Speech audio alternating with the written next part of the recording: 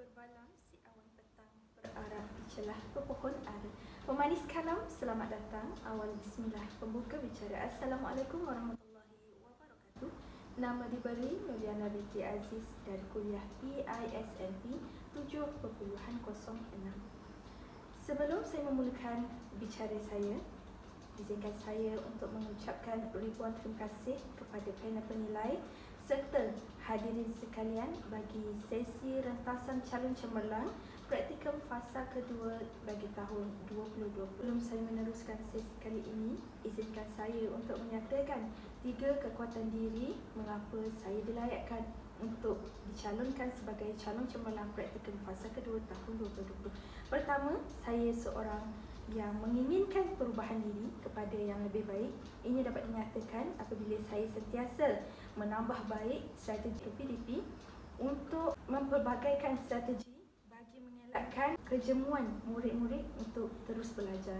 Dan kedua, saya juga seorang yang kreatif dalam PDP. Ini dapat dilihat apabila saya berusaha untuk membuat beberapa inovasi yang ringkas tapi padat untuk menambahkan input atau pengetahuan baharu kepada pelajar. Yang ketiga adalah saya seorang yang cermat dalam pengurusan. Hal ini dapat dilihat apabila saya mampu untuk menyiapkan setiap refleksi, setiap jurnal, setiap pentaksiran mengikut masa yang telah ditetapkan, dan segala kerja saya siap dengan detailing yang lengkap. Baiklah, bagi meneruskan sesi rentasan calon cemerlang kali ini, dengan saya untuk mengumumkan 5 aspek yang ditekankan dalam video ini. Yang pertama iaitu pengajaran dan pembelajaran saya, PDP, adalah aspek pentaksiran.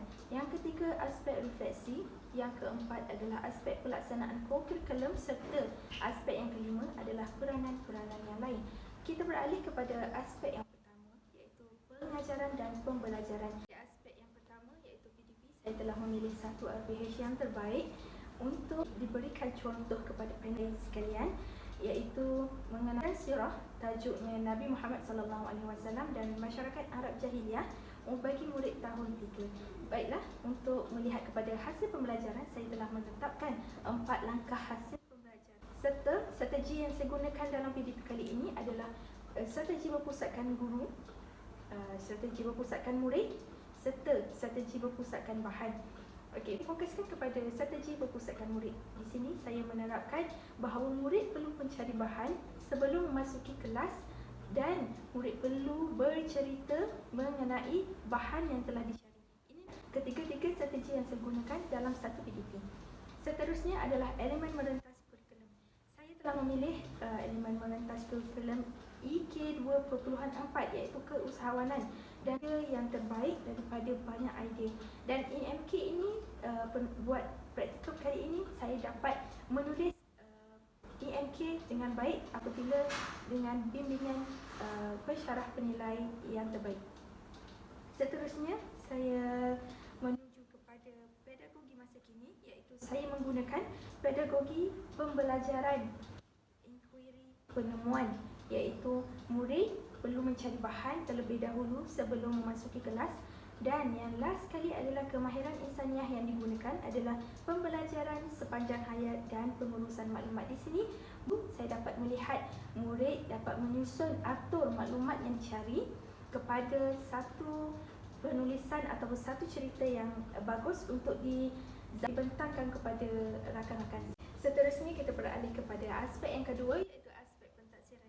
Untuk pengetahuan panel penilai, saya banyak menggunakan aspek pentaksiran secara PBD, iaitu pentaksiran bilik darjah, kerana bagi saya ia bersesuaian dengan tahap yang saya ajar, iaitu tahap yang murid tahun 2 dan murid tahun 3. Ini adalah bersesuaian dengan apa yang saya telah pelajari di IPG dan saya terapkan di sekolah, bagaimana nak belajar, bagaimana nak tulis pentaksiran secara bilik darjah.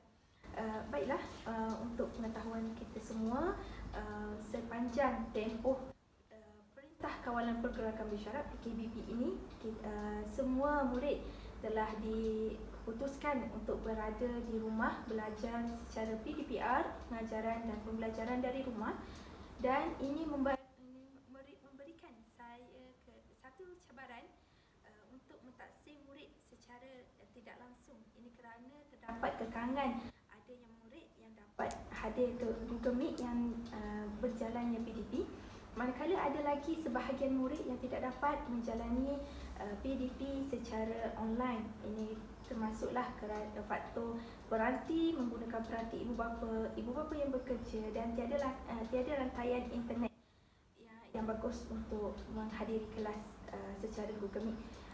Akan tetapi pentaksiran bagi murid yang tidak hadir ke Google Meet secara online tidak berhenti begitu sahaja. Malah saya akan menghantar latihan secara grup WhatsApp ibu bapa serta menghantar link Google Form untuk mereka jawab secara langsung. Bagi murid yang tidak hadir, saya bagi solusi iaitu memberikan latihan kepada ibu bapa, diletakkan di pondok jaga atau pondok guard di sekolah, dan ibu bapa datang ke sekolah, ambil latihan dan berikan kepada anak-anak mereka. Dan juga merupakan cadangan daripada pihak ibu bapa yang tidak berkemampuan untuk menghadirkan anak mereka ke dalam Google Meet secara online. Seterusnya kita akan lihat kepada aspek refleksi, iaitu dalam aspek refleksi ini terkandungnya portfolio, refleksi PDP, penulisan jurnal dan juga RPP.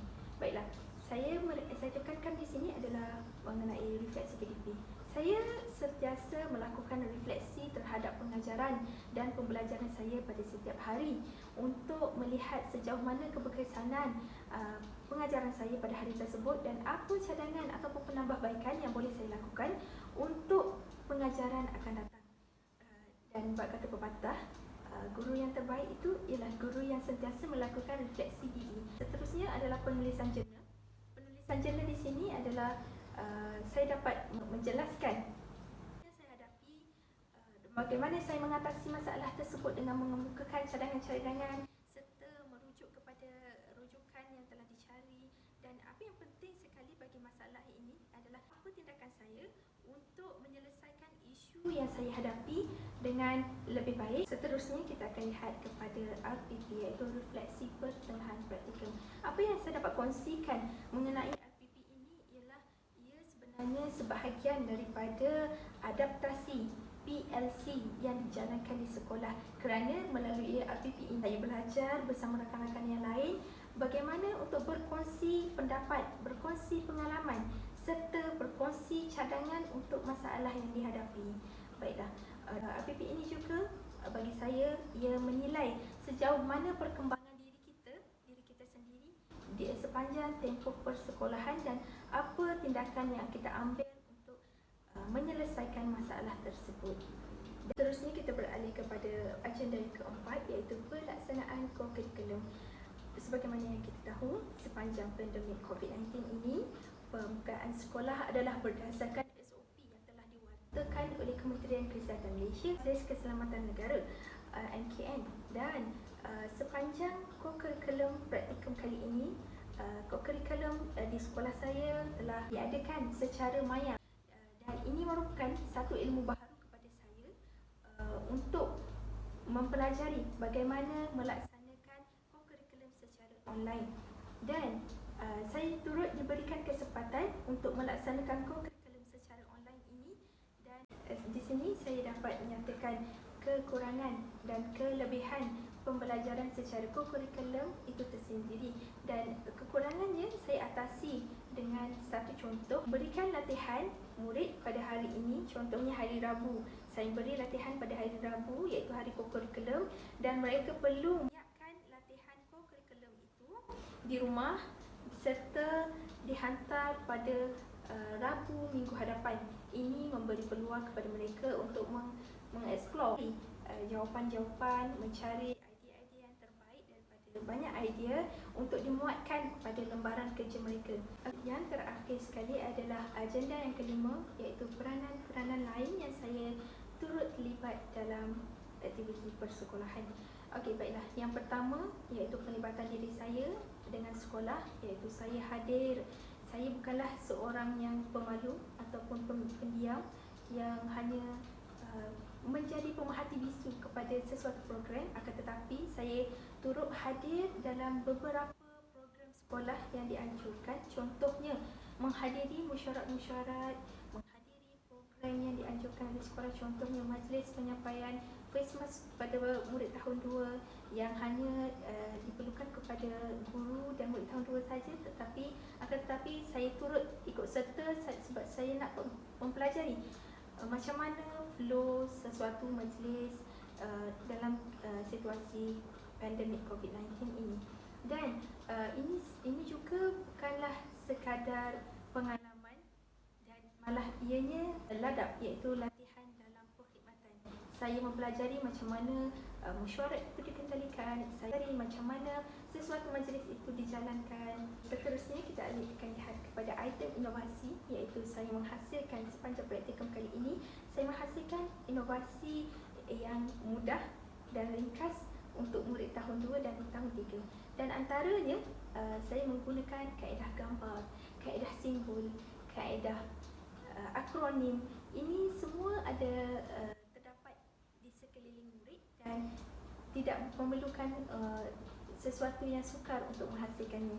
Dan saya dapati apabila saya lakukan inovasi ini, murid cepat memahami isi pelajaran yang saya ajar dan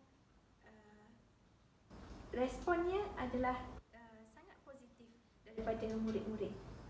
Dan selain itu juga saya suka untuk tambah baik inovasi yang ada kepada yang lebih ekstra lagi dengan menghasilkan sesuatu yang lebih ringkas.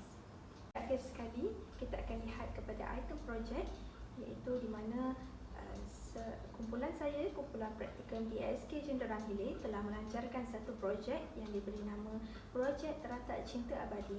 Baiklah, matlamat kepada projek Teratak Cinta Abadi ini, matlamat iaitu yang pertama, iaitu untuk menceriakan teratak yang sedia ada, iaitu pondok sedia ada, serta memperkasakan sirah nabawiyah. Pada perancangan asalnya, teratak ini diceriakan dengan menggunakan bahan-bahan bantu mengajar yang mengandungi unsur sirah nabawiyah, serta menggunakan teratak itu satu ruang pembelajaran yang kondusif, yang selesa kepada murid untuk belajar di situ, serta menyediakan satu ruang pengisian rohani di teratak tersebut.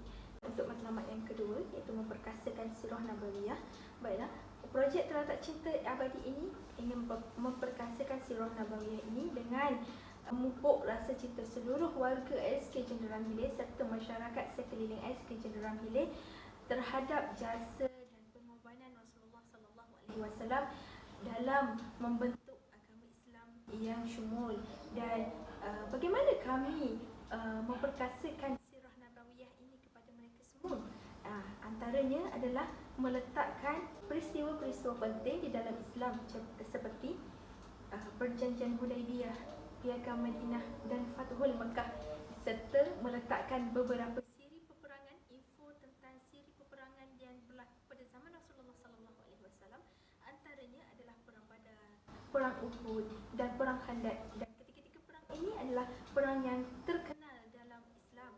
Dan yang terakhir sekali adalah dengan melengkapkan satu panel mengandungi 20 amalan sunnah Rasulullah SAW untuk diikuti dalam seharian. Dan daripada ketiga-tiga ini, kami mengharapkan kesemua warga SK Jenderang Hilir dapat memahami sirah nabawiyah dengan lebih eksplisit dan menghayati sunnah-sunnah Rasulullah untuk kehidupan seterusnya.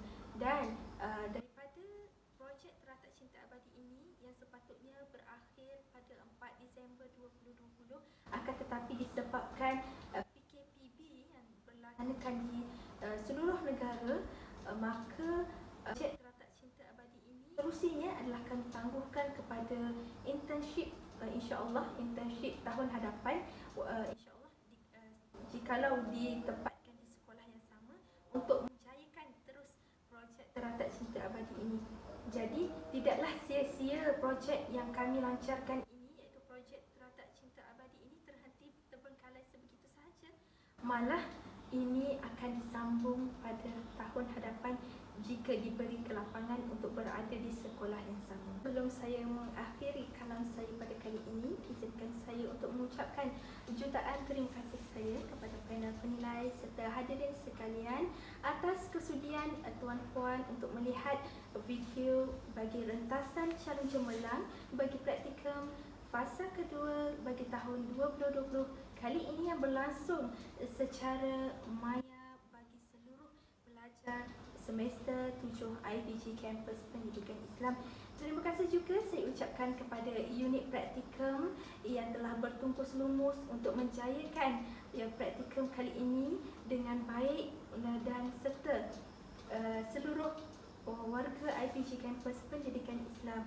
Sebelum saya mengakhiri kalam saya kali ini, izinkan saya untuk berpantun dari Kedah ke Pekan Suri beli suasa di Kota Tinggi. Sudah masa selesai tugas diberi, di masa lain kita bersua lagi. Dan saya akhiri dengan lafaz wabillahi taufiq wal hidayah. Wassalamualaikum warahmatullahi wabarakatuh. Sekian, terima kasih dari pihak saya.